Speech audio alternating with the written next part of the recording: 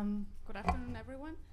So welcome to the afternoon session of the second day of QIP. Okay, I'm sorry that I'm wearing my sunglasses, but I just forgot the other one somewhere. I know it looks a bit funny. So it's my pleasure to announce the first speaker this afternoon, who will be Daniel Nagaj, who will talk about counterexamples to the generalized area law. Thank you, Gemma. Thank you all, and good afternoon. Thanks for coming, and hopefully you can relax after a good lunch. Well, I'm going to tell you a story with lots of authors and with, I believe, lots of interesting content. It's going to be a story where we're going to look at systems where we divide them into two.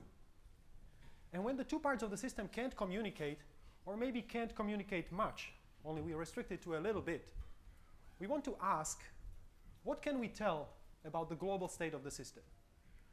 First thing what we're going to do is we're going to send a short message across and let the short message or quantum particle interact with the system. And then by looking at the state of that particle, we're going to certify that something strange is happening in the whole system. So by a little communication, we're going to say something about the global state. And the second part of the story will be that we are not dynamical, not a protocol for certifying something, but a static thing. It's going to be a Hamiltonian with a very special ground state. It's going to be a Hamiltonian that's just very simply connected, but its ground state will be very entangled. And the story has three parts. The main thing is what's the powerful thing? It's quantum expanders. Both of those protocols and the Hamiltonian is based on that power. So I'm going to explain that and how it's connected to maximally entangled states. Then I'll tell you about the protocol for certifying entanglement, and then about the really interesting Hamiltonian with a weird ground state, which is a counterexample to the generalized area law. So let's go to quantum expanders. Classical expanders are graphs on which when you walk, you mix very fast. So you start somewhere and you evolve with a random walk, and just in a few steps, you're pretty much everywhere. And you're converging towards the uniform distribution very quickly. And they're useful in many, many places. And they can be characterized, for example, by when you divide these graphs into two, into these orange ones and red ones, you always have to cut a lot of edges. Imagine what graph would not be an expander. When you cut it, you cut only a few edges. Say this thing. I can just cut it into two by cutting one edge only. So this is not an expander, and that one can be one. Examples are, for example, Ramanujan graphs or Cayley graphs for certain groups. And we can view them as explicit so that we can actually construct these graphs. Constant degree, when you look at these graphs, they all have degree 3 approximations to the full graph, because when you walk on a full graph, you mix immediately. The quality of an expander is given by looking at its adjacency matrix and at the spectrum. And the first eigenvalue, the largest one, is 1, because the uniform superposition stays static. And then we look at how the other eigenvectors are dying. And that's given by that little lambda there.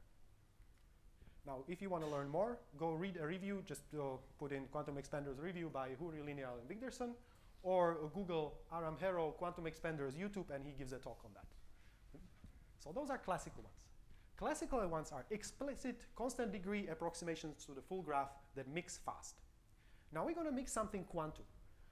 What are the quantum states that we're going to mix? They're going to be density matrices, and we're going to mix them by applying random unitaries. You can imagine that I would apply a completely random unitary, and that would mix things up. It will become a maximally mixed state right away. However, can I do it, mix things, with applying unitaries from a small set? So I will not apply many, many different unitaries, but only from 1 out of k ones. So say maybe 1 out of 3 unitaries. I maybe leave the change state this way, change the state this way, change the state this way, and then I add them up, average them, and I'm asking, can I have something like that that will bring every x close to the maximally mixed state? And that would be a quantum expander. So it transforms n by n matrices, while the identity matrix stays, and everything else changes. And specifically, when you look at the 2 norm of when you have your thing, and then you look at the image, the 2 norm of anything that's orthogonal to the identity, so that has trace 0, is going to decrease with this lambda. And lambda is the second largest singular value of this expander. And if this lambda can be done as a constant that does not depend on the size of the system, so on this size, then we have an expander. And these expanders exist. I don't know much about them, but if you want to learn more, go ask Aram or ask David Gross, because what he told us recently, that you can make this expander with 3 unitaries. So it's going to be either I do nothing, I do 1 unitary, or I do another unitary, and already this is going to be mixing pretty well. Although maybe this lambda is going to be something that will be like very close to 1. But still a constant that does not depend on the size of the system. So these are quantum expanders, and let's look what we can apply them to. I told you that we were looking at density matrices. Let's now do something different. First, one more. Why is this even possible? Because when I apply these ui and ui dagger, what's the matrix that stays? What's a stationary state? Give me one stationary state of this. Identity. And then, are there any others that don't change? What would they have to obey? So if I have something like this and I want x not to change, it would be good if it commuted with the ui's. So if I could move it around and kill this, I would have a stationary state. But it's possible to construct these u's so that there is no x that commutes with all of them well enough. And that's it. So now I'm going to do a trick. That's not really a trick. I'm going to interpret these matrices, the density matrices that look like this, with the XAB, where x and b are these elements here, as states, as pure states on 2 registers. That's really nothing but like Choi-Yamelkowski. So instead of a density matrix, I'm going to look at a pure state. So applying something to this pure state, I'm really just, when you do the calculation, you apply u1 to the first register and ui dagger now to the, ui star to the second register. And then I'll just average it over the different u's. What is the stationary state of this? What's the pure state that stays? Maximally entangled. It's the x's that's our identity. So what's that state? It's xx here, and I sum over it. So it's strange that in this picture of pure states, the expanders are actually not mixing. They are preserving the maximally entangled state. And that's what we're going to use for showing that there's a lot of entanglement in something, because the expander is going to kill everything else besides the maximally entangled state. And viewing this expander on 2 registers and acting on pure states instead of acting on density matrices, that's what we call applying an expander distributively. And for that, we somehow need to have these 2 parts of the system that communicate with, like, if I do something here, I need to do a complementary thing on the other side. So I need to do it in sync somehow. So let's see, how much communication do we need for that? Because remember, we can do this with 3 different unitaries. And when we'll do it, we know that this channel, or this as an operator, is close to the projection on the maximally entangled state, because that one stays and anything else will going to die, and the distance is lambda in the operator norm. So the quantum expander viewed on states is close to the depolarizing channel. So let's have the application. We're going to test entanglement locally. So imagine that this part of the room and that part of the room is sharing n entangled pairs. You want to certify this. What are you going to do? So you can turn to them and you can communicate. How would you certify it? You share a lot of EPR pairs.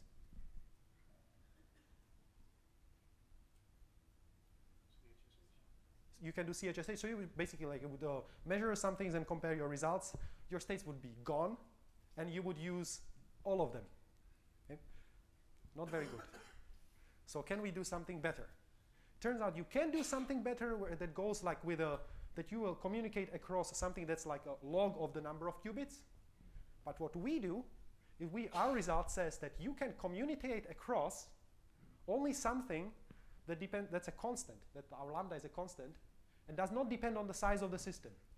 So we will be able to certify that that those 2 parts share a lot of entanglement, like any amount, by sending a constant size message. And of course doing something on the sides. And that's a surprise for me. So let's see how we'll do it. We will apply an expander distributively. So when I apply ui on one side, I need to be able to apply ui star on the other side. How can we do it? We'll send a qtrit. We'll send a particle across. I'll start in a uniform superposition that's like 1 plus 2 plus 3. Then have it on the left side and use a controlled ui in here.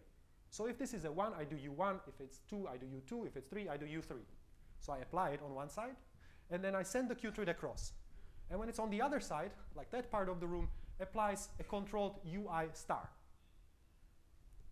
And then we look at what state is this qtrit in. And our protocol says you should look at whether this qtrit is a uniform superposition. And if it is, we guarantee that with constant probability of error that you have actually shared a lot of EPR pairs. So why does it work? Let's look at completeness. So when does the qtrit remain uniform? Can you imagine what the state would be so that this does nothing to it?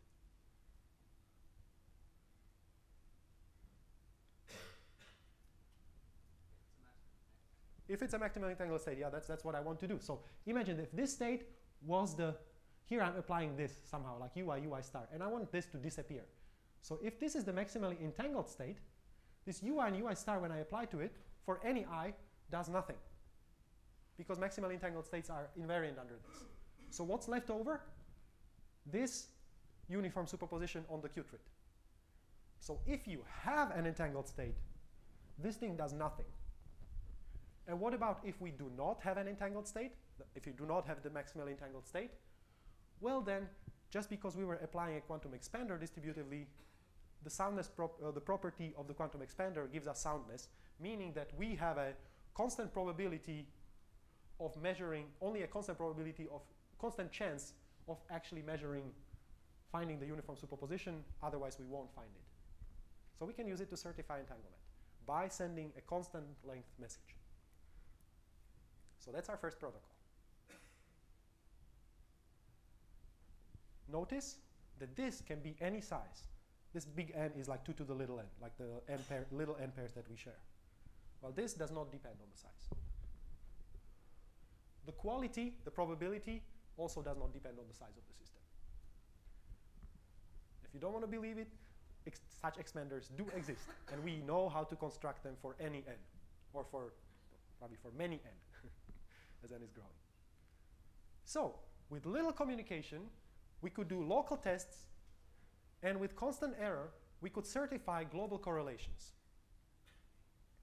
This was a dynamical protocol where we actually did something, measured something.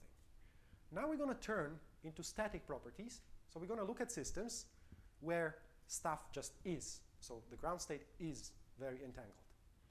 And one thing that we know about ground states, specifically of gapped systems, that they turn out to obey the area law. And the area law is telling us something about correlations and telling us something about the entanglement entropy and telling something that maybe the ground state is simple.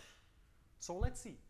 Is it true that few connections in a Hamiltonian, local interactions only, and a constant energy gap, does it imply local correlations?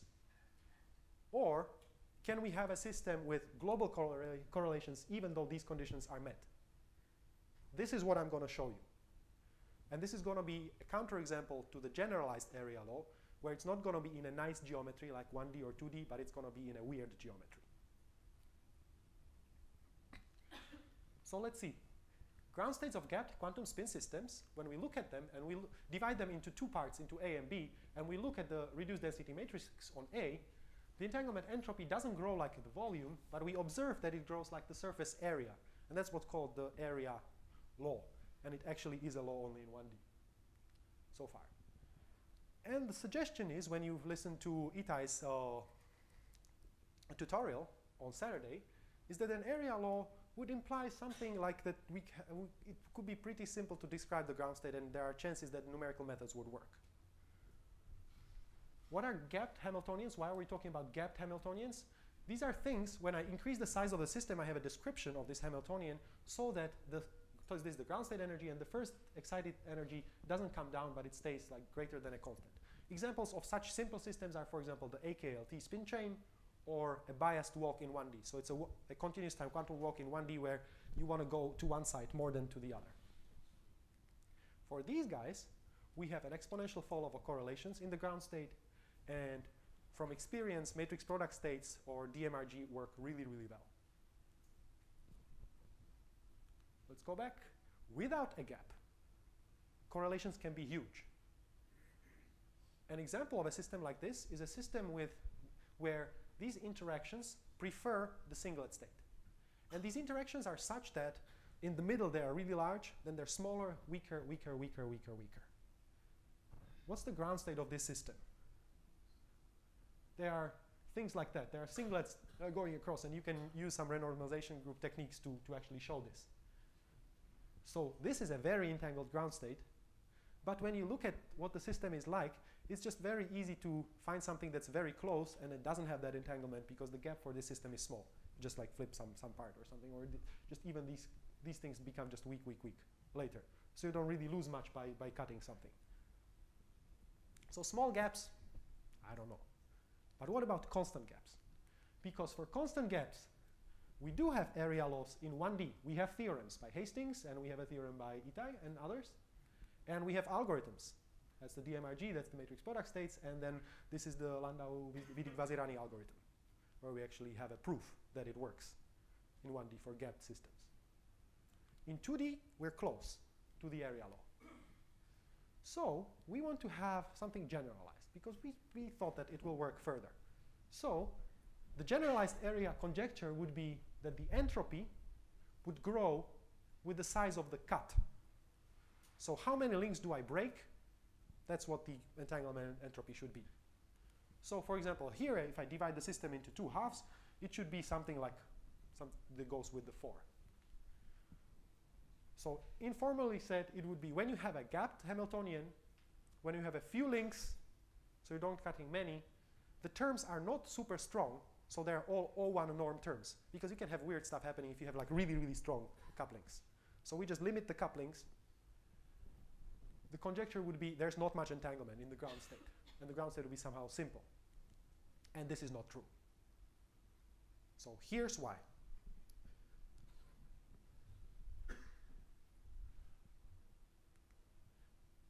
Look here. It's the system that we're going to demonstrate doesn't even have like a few links, it only has a single link. And recall the entanglement testing protocol, there's stuff, and there's a single link, like a little particle that goes across. Here it's a constant size interaction. So our counterexample now first will be not a thing for many particles, but it will be for 4 particles, for an n-dimensional particle, Q-trit, and an n-dimensional particle. We are going to show that we have a gapped and frustration-free Hamiltonian, meaning that all the terms are projectors and all the projectors are happy in the ground state. The ground state will be unique. The interaction will be, there will be a projector between these two particles, projector between these two particles, and an O1 size projector in the middle. So nothing weird, nothing strange going on. This is going to be a constant thing. And the ground state is going to be unique, very entangled, frustration-free, and when you divide it in half, it's going to be super entangled. So the entanglement entropy will grow like the size of the system. So this is what we're going to show. So let's construct this. The construction will be based, again, in a while you'll see, on something that you cannot have matrices that commute with too many other matrices. It's not going to be obvious from the beginning, but we'll get there. So here's our construction. First, the projector PL on the big particle and the Q-trit. This projector has ground states that look like this. If this is a 1, this is general X. If this is a 2, then this is AX. And if this is a 3, then this is BX. Or you could even imagine like U1, U2, or U3, the same use that we had before in the entanglement testing protocol. So this is the form of the ground states for any X of this projector. We can write it down. As a vector, when you look at it, it looks like any general X, then this part has to be AX, this part has to be BX, where this corresponds to the 1, the 2, and the 3, and whatever on the J part, and whatever on the Y part. And if I would rewrite this not as a vector, but as a matrix, so I would actually write this out, the J and Y, like all of the columns for the different J's and different Y's, it would look like this. X1 would be a generic matrix. These are the elements when I would write down as a going down would be like I and X, and this would be J and Y. This matrix is related to this submatrix with the A, and with this submatrix with the B, and so on with the other columns. So that's the form of the ground state. Similarly, we're going to do this on the other side. On the other side, I have a projector PR that has the form just as before, but now with Y's, and the 1, 2, and 3 act here. As a vector, I'm going to write it out as a row with I corresponding to this guy, X to this guy, and then Y, and then 1, 2, and 3 for the state of that qubit. As a matrix, it has this form, that now it's related in the rows of the matrix. I'm going to write both of those together. So this is the form that comes from the projector PL. This is the form that comes from the projector PR. Let's put them on top of each other. That restricts the ground state to be generic matrix X on the left, and then they have to be related to those two, and then going on columns and rows, I can fill it up. So it's all related to the top left matrix. That's right now anything. So this is the generic form of the ground state of PL plus PR. We still haven't coupled it. So let's couple with PM, and this is going to be a projector that says that I prefer states of these two qubits so that when this guy is a 1 and this guy is a 2, I want it to be the same as when this guy is a 2 and this guy is a 1. And when this is a 1, 3, I want the state to be the same as 3, 1. So I'm basically projecting on antisymmetry on this 1, 2 and 2, 1 and 1, 3 and 3, 1. That tells me that this matrix has to be the same as that matrix, and this matrix has to be same as that matrix, because this is 1, 2, this is 2, 1. This is 1, 3, this is 3, 1. So putting that together, which X commutes with A and B? Well, only the identity, because identity A and B was a quantum expander, and because I have this expander, well, this is the form of the ground state. And when you look at it in detail, just say, is it very entangled? If I look at the top left corner, that's already the maximally entangled state, and you can divide it and show that just really this size of this is n, so the whole state is very entangled when you cut it across the middle. The ground state is unique because we were just writing the projectors and showing that there's no other state, that this was the only possibility. It's very entangled. While on the other hand, the Hamiltonian is gapped because we can show that if you use any other matrix here besides identity, then the energy has to be greater than a constant, because there is no matrix that would commute that well with A and B. No other matrix besides I. So we have a gap. And now these terms are order 1, and they're frustration free. So this is the example with 4 particles, with a big particle, qubit, big particle. And this is static. Compare it to what we had before. There was do something, send something, do something. Here we just have it in the ground state as a big superposition. Now we're going to make the example local. So instead of having a PL that acts on a large system, I'm going to divide this large system into many qubits. And further on, how would you write down a projector that has this form of the ground state? Like how would I do it if I wanted to do it on a few qubits? It's hard to do that directly, but what I can do, I can imagine a quantum circuit that takes this state as an input, that's a uniform superposition and whatever, and prepares this state. So that's really just the explicit circuit for 1/2 of the quantum expander. So I can write the circuit, and how do you turn a circuit and a computation into a ground state of some projector? We use the Kitaev construction, the history state. So we can write down the history of this computation, and we use Kitaev's local Hamiltonian, say in 1D, say by Daniel's construction in 1D with qubits. And so instead of having a non-local projector, we're going to use many projectors on neighbors, or many Hamiltonian terms on neighbors. See that the middle hasn't changed. We were just talking about what happens to the left and what happens to the right. How do you do this construction? Well, this is a history state. It's a superposition over this is a guiding thing that goes on, that's the clock, and this is the data where the computation gets done. So it's a superposition of where we are in the computation and what the computation is doing. That's the history state. And writing down Kitaev's Hamiltonian, we can make the system such that when we apply that Hamiltonian to this history state, we get a 0 or we get something that's close to 0. And we can do this in a local way by writing, say, 2 local conditions on 13-dimensional qubits by Aaron Gottesmarian and Kempe, or what we did with Schonhagen and Sandeep Narayanaswamy with 8-dimensional particles, 2 local conditions where we first need to take this T and encode it somehow in many particles. Yep. It's not gapped. No, it's not gapped. Very good. Wait, there will be a trick. I need to initialize the system, something on the left. I need to check the progression of a state. When I'm somewhere here, I want to have the next state with T and T plus 1 so that the unitary gets applied across. And I need to have a readout. And also, I would really like most of the state to have the result. So I need to figure out some way of idling at the end of the computation. This way, really, most of the state is the result of the computation. Tensor a lot of states of the clock. But as Steve was saying, this has a small gap. The ground state is approximate. It's approximately what I want. And the gap is 1 over poly n, where n is the number of qubits in here, or qubits in there. So here's how we cheat now. We will rescale the whole Hamiltonian. Rescaling the whole Hamiltonian, we have a 1 over poly gap and constant interactions. Now we have huge interactions and constant gap. Not the middle. The middle stays. So now we have this that's kind of non-physical. So we'll do another cheat that's going to be non-physical too, but fun. So what we'll do, now we have a constant gap and huge couplings. We're going to trade them off for many, many particles and weak couplings.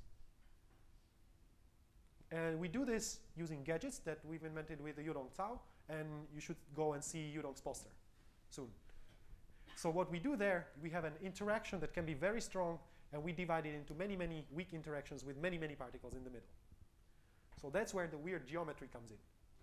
Because now, like, a lot of things are connected in weird ways. While still, this middle stays connected just through this one connection. So we trade huge couplings for many spins, and the degree of interaction, meaning how many other spins is a spin talking to, is a lot. What does it give us in the end? We have a Hamiltonian that has a constant gap still. The terms in the Hamiltonian have norm O1 or smaller. It's slightly frustrated. We don't care. And the ground state is unique and as entangled as before. Meaning that, like, the entanglement grows like the size of the system that we made it from. So now that we're going to have in this thing, in this doublet, we're going to have many, many, many more ancillas. So it's not going to be entanglement growing like the number of qubits, but it's just like the number of qubits to some very, very small constant. But still, okay, it's a system where you have a single connection, there is a gap, and a lot of entanglement across. What can we do with this? One thing that where it continues is that we can be talking about when we have a longer chain in the middle. So Mario Szegedy has calculated some things in there, and it's interesting too. Then a second thing is what we're hoping for, that could we do something like that or show that this does not work anymore when what's on the sides is a nice lattice. And then finally, something that Aram has suggested is that could we have a different area conjecture in general geometry where we would not just count the cut, but we would also count like how many things are nearby and like weight them by their distance. Because when you look here, actually there's way too many things already here, just one step removed. So it's weird. It's not like if a signal gets sent or something, it's immediately at many, many places. So it's not like something that it needs to go and take some time to get there. So see if we could have something like that. And we have plenty of time because I didn't turn on my timer, so I didn't know what the time was.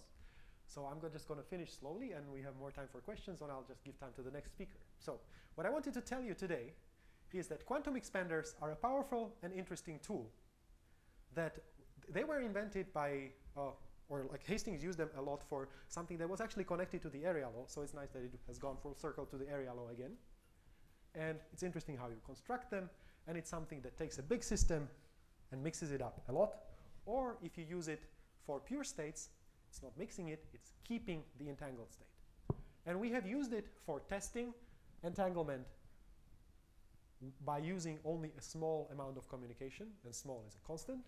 And then we have used it to present a counterexample to the generalized area law, meaning that it's not true that when you have a gapped Hamiltonian, that the entanglement in the Hamiltonian, when you cut it, goes like the number of links that you have cut. It can be way more complicated than that. And the story of this paper is complicated too. So in the beginning, there was Mario Szegedy, who has done this thing with Q-trits, and then like looking at like how you can commute matrices and do something with expanders.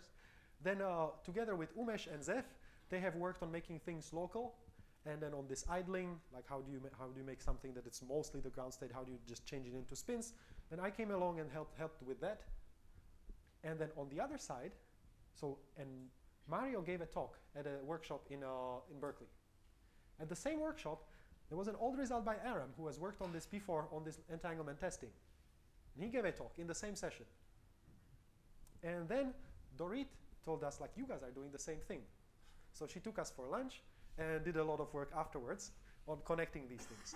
So now what we have, we can take any like of these entanglement testing protocols, and we can make it like, oh, it's dynamical. So we translate it somehow to have a clock and like do something to translate it into a static protocol that's a ground state thing. So it's ground state that's very entangled. And on the other side, we can also take these ground state things that we can construct in many different ways and make entanglement testing protocols out of this. So, and we'll see where it will go next. Thank you.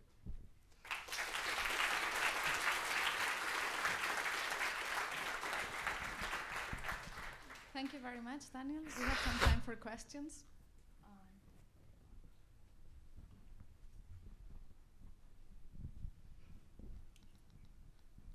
Thank you.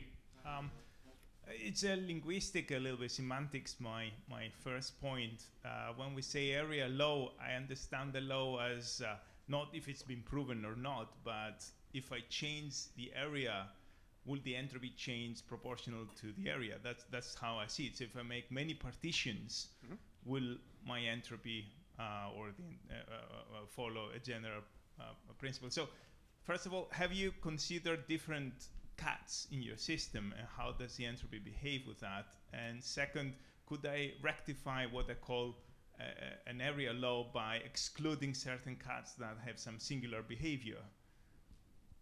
Yeah, so there's the thing is that like when I call it a law, like I really wanted to have a theorem, and the theorem could be of your kind, that it's something like when you change stuff. But here for the general geometries, we don't have really anything. So it's really just a conjecture. Concerning the second question, that one cut is the deadly cut. We don't know what happens for the others, and we didn't really care. We just wanted to say that, yeah, this is a bad example, or a counterexample. So it could be that like for many others, it's fine. So and it could be also just like a red herring for that. Further questions? So I wanted to ask about the entanglement testing part. So the way you did it had quantum communication. Yes. So what if you want to use classical, for the first part of the question is, what if you want to use classical communication? I mean, I guess obviously you could have some separate phase where you do constant size entanglement testing and then get a few pairs out of that. But that seems a little inefficient. So I wonder if... Aram will know, please. So, wait for the mic, please. There's a protocol which is pretty awesome, which is to, if you had a small number of EPR pairs, you could use our protocol with quantum communication. But how do you get those? Well, you'd like to verify those. And so for that, you could use one of the older, less efficient protocols. And my favorite part about this protocol is you told me about this 5 years ago. I was visiting PI, and you came up with it. Well, that we haven't come up with anything better than that. But that gives you just a different constant times log 1 over epsilon. So the only way you could improve it is by bringing down the constant. Like the quantum protocol, you get like 2 log 1 over epsilon, and I think with this you get like 8 log 1 over epsilon. So there's not a whole lot of room to make it better. So there are things like we have trade-offs between how many unitaries do we use, how good an expander we have, that plays with the constant, but that increases the size of the communication as well. Yeah, okay. And so then there's the second part of the question, which I don't know, maybe it's also for Aram, is can you then convert that to a quantum authentication protocol with similar properties?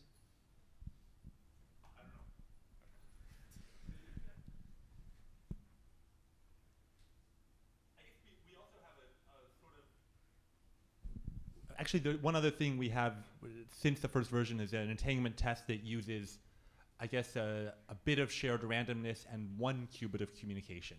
Yeah, there was something like that. So that's, or maybe actually, sorry, 2 bits of shared randomness and one qubit of communication. So that's sort of really scraping the bottom of what you could use. So yeah, I guess you could ask, could that be reduced to 1 bit of classical communication or something like that? So it may be possible to really squeeze it down pretty low. So the thing that Aram was describing is like you don't actually apply the expander, you just apply one part of the expander at random. And you use classical randomness to pick up which one. And the qubit is to carry the information across.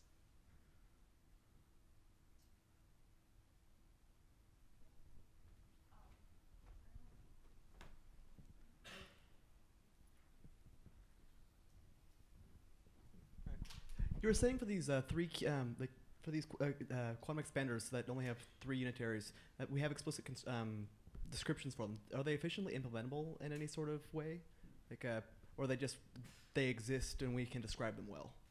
Okay, so this is wonderful because I have so many co-authors and people that worked on this before. So can I'll put this question to David Gross if he's around to describe that expander? What's your opinion of that? Is he here? Oh, maybe. Okay, if you're good, if you're here, you would say yes.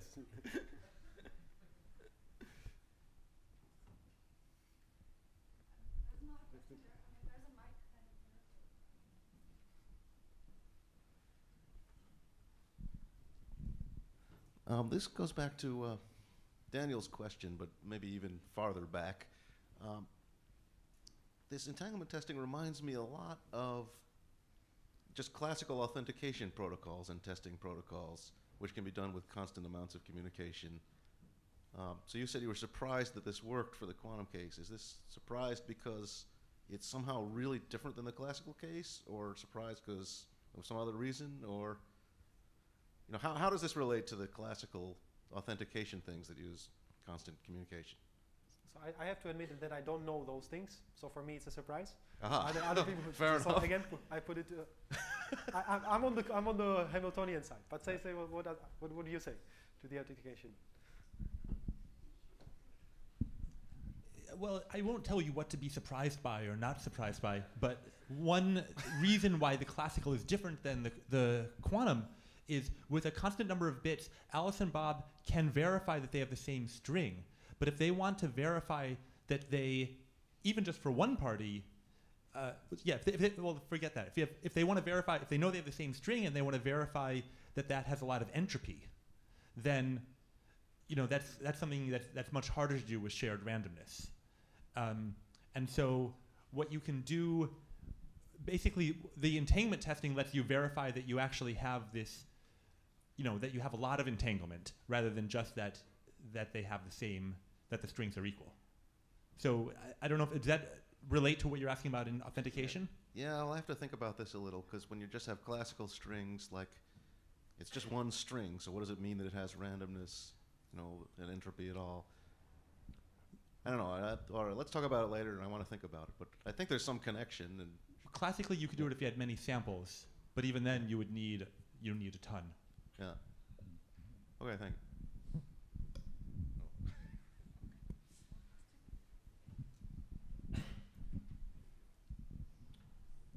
Yeah, I see that if you have maybe 1,000 qubits and they're entangled, you would be able to confirm or deny the entanglement. What happens if there's been some noise in your system, and of your original 1,000, only 900 of them are now entangled? What is this thing going to do then? Is it going to give you a probabilistic output measuring the entanglement, or what is it going to do?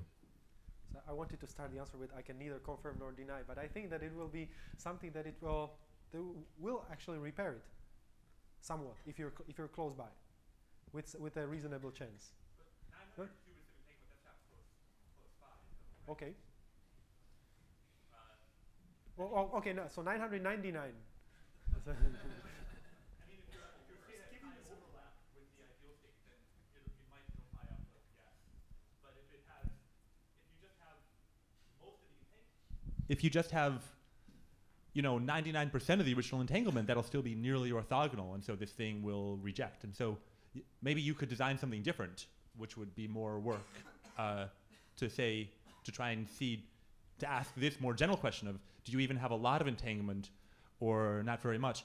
But that's,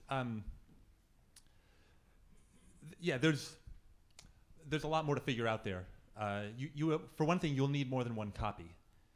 If you want to just say, do I have any maximally entangled state, or do I have anything that's far from maximally entangled? You cannot do that with just one copy. So these questions, there are answers to them, but they start. They can be a lot more challenging.